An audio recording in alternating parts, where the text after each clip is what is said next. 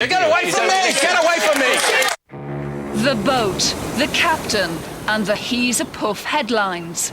The scandal followed video evidence of Captain Mervyn Bruges indulging in an odd practice with a gun. First thing I think is he's going to shoot the girl I've been looking at. Started with, so he takes a gun, sticks in his gob. That's sucking it, you know.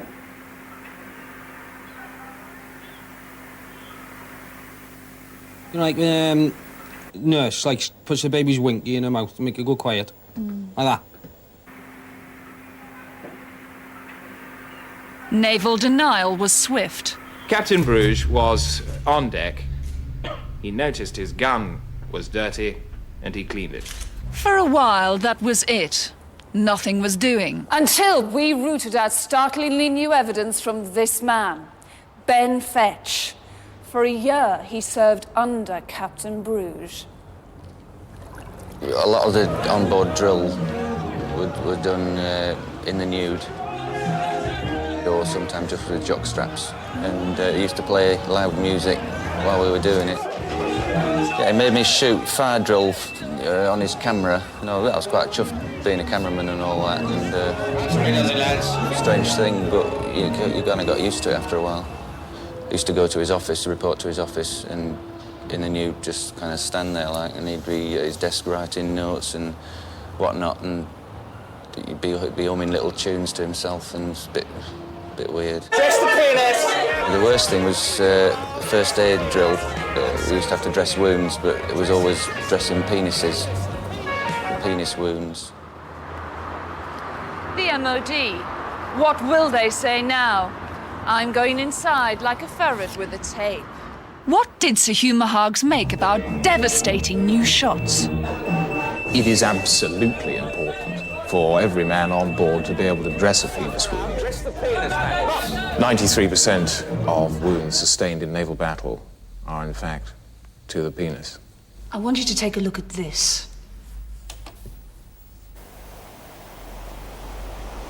What is the point of that pelvic marching?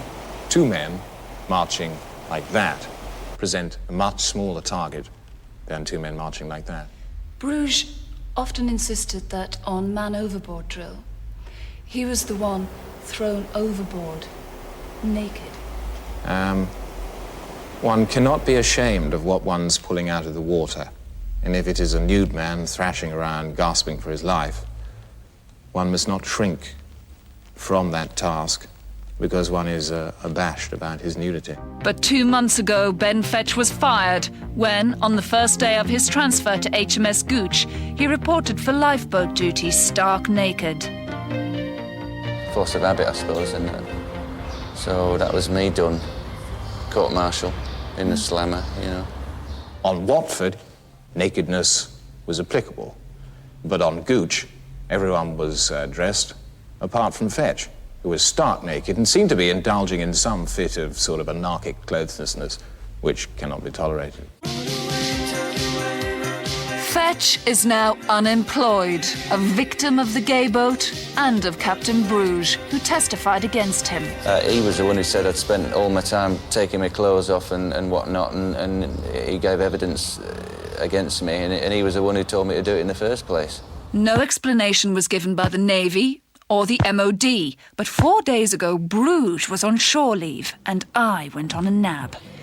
Captain Bruges, why are you being gay with your men? What? We saw you gobbling a gun like a man's cock. Ah! Get him! You made a point that you say Ben Fetch was dangerously gay. Yes, he's totally gay.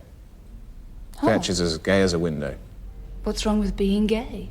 Homosexuals can't swim. They attract enemy radar. They attract sharks. They insist on being placed at the captain's table. They get up late. They nudge people whilst they're shooting. They muck about. Imagine the fear of knowing you have a gay man on board a boat. When you retire at night, you think to yourself, God, will I wake up and find everybody dead? quite. You can't run a ship like that. No. So there is a good reason after all. Could have saved us all a lot of fuss if they'd told us that in the first place. Still, wouldn't have made such a good story. And maybe that's the point.